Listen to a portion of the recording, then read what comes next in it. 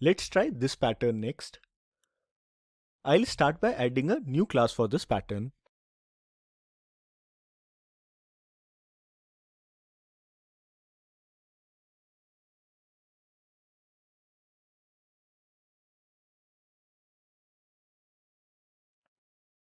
Let's analyze this pattern now.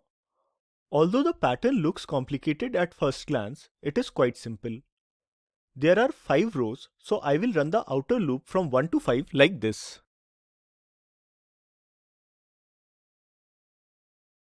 In each row, the number of terms is equal to the row number, so I will write the inner loop like this.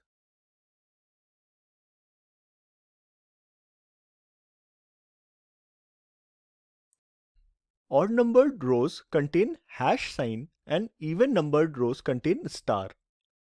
The outer loop control variable I gives the row number. So if I is even, the program should print star, otherwise it should print hash. Let's add a if check for this.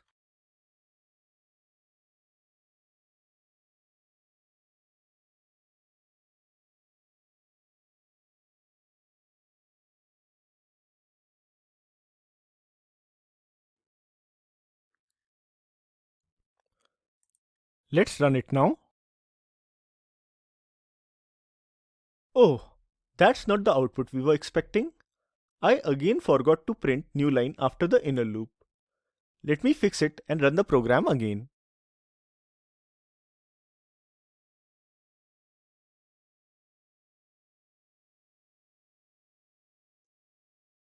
Now it is printing the correct pattern. Let's move to the next pattern. Now we will learn how to generate Floyd's triangle. Floyd's triangle is made up by arranging consecutive natural numbers starting at 1 in a right-angled triangle pattern like this.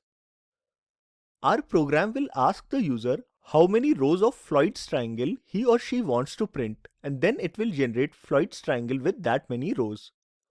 I will add a new class, keyboard Floyd triangle, for this program.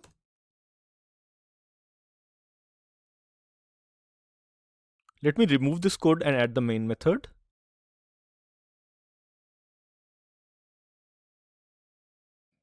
I need to ask the user for the number of rows, so let's do that using scanner class.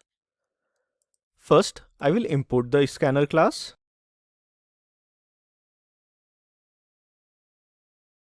After that, I will create an object of scanner class.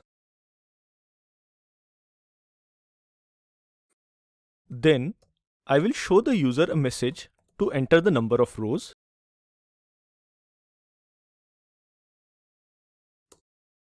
I will store the number of rows entered by the user in variable n like this. As Floyd's triangle consists of consecutive natural numbers starting at 1, I will define another int variable named term and initialize it with 1.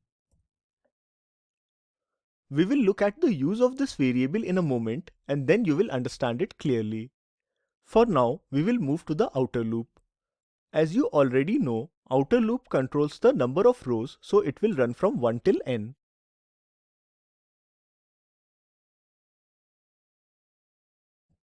Variable n gives the number of rows the user asked for. Coming to the inner loop, the number of terms in each row is equal to the row number, so inner loop will run from 1 to I like this.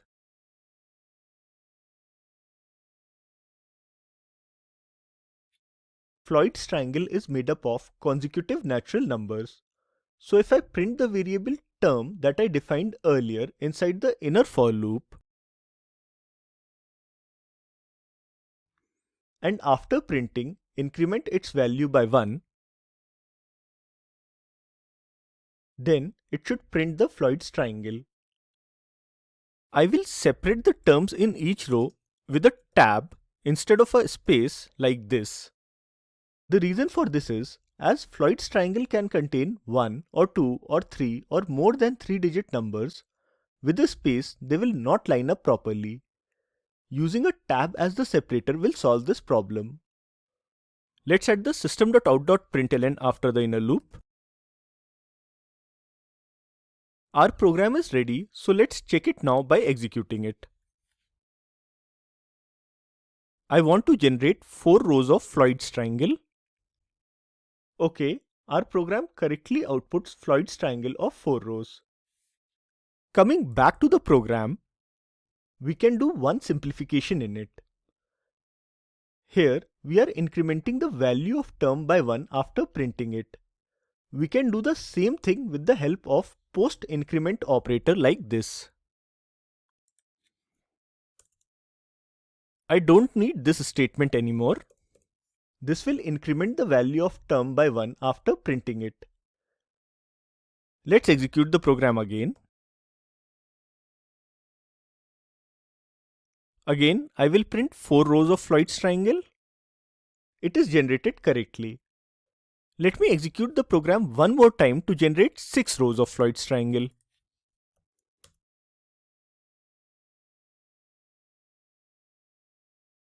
So, our program is able to successfully generate Floyd's triangle of any number of rows based on the user's choice. As you saw, while solving these patterns, there is no set formula that you can apply to solve all the patterns.